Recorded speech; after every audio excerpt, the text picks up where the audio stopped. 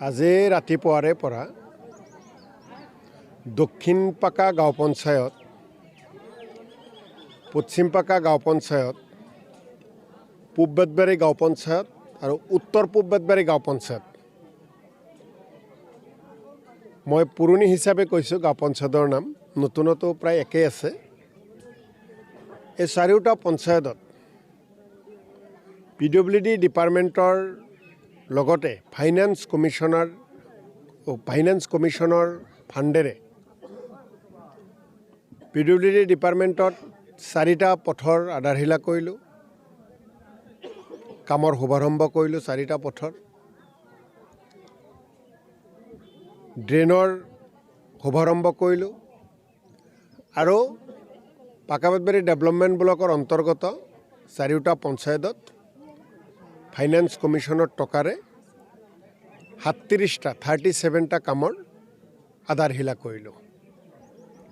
আৰু আজি PWD department আৰু ফাইনেন্স কমিশ্যনৰ জৰিয়তে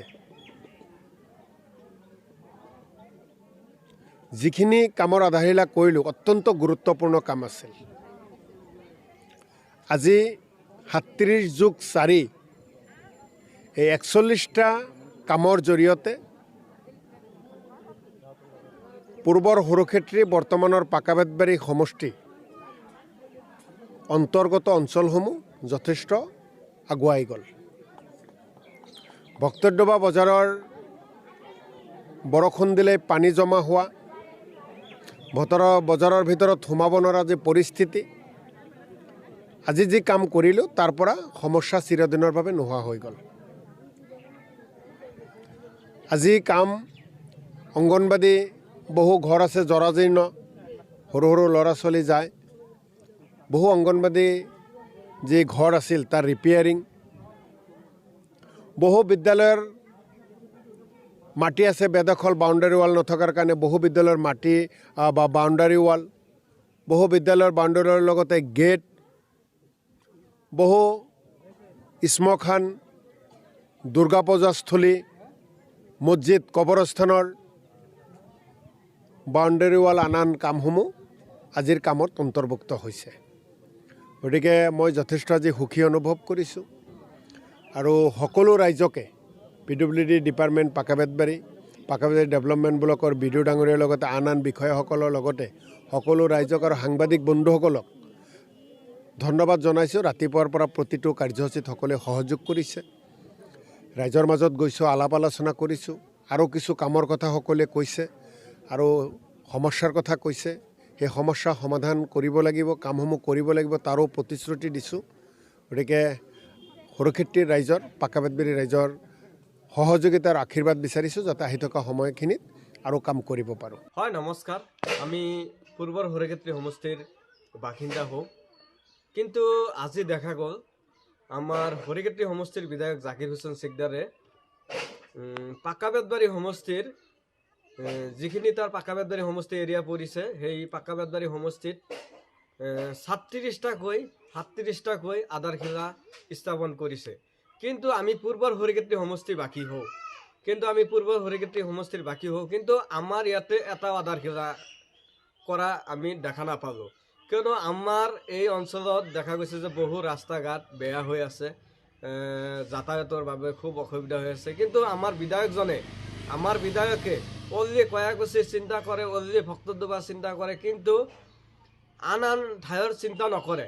আমাৰ সৰ্থেবাৰী অঞ্চলৰ বিভিন্ন অঞ্চলৰ ৰাস্তা ঘাট, দলং আদি বিভিন্ন অঞ্চলৰ আমাৰ এই সৰ্থেবাৰীৰ বিভিন্ন অঞ্চলত ৰাস্তা ঘাটৰ বহু সমস্যা হৈ আছে। বছৰ বাৰিষা আহিলে ৰাস্তা ঘাটৰ মানুহে কিমান যাতায়াত কৰোঁতে কষ্ট হয়, নাৱেৰে ফুৰেদি মানুহে যাতায়াত কৰে, কিমান কষ্ট হয়।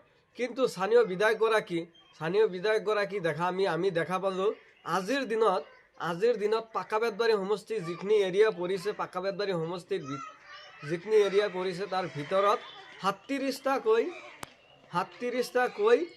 আধাৰশিলা স্থাপন কৰিলে।